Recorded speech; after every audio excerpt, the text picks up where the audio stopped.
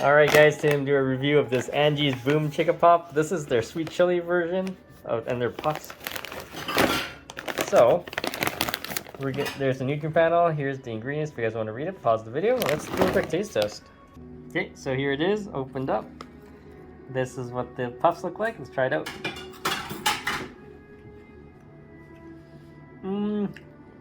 Okay.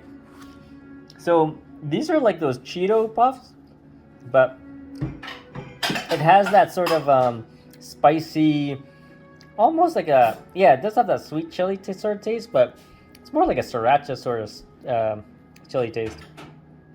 Alright guys, stay tuned for more videos. They're pretty good. We'll see you on the next video.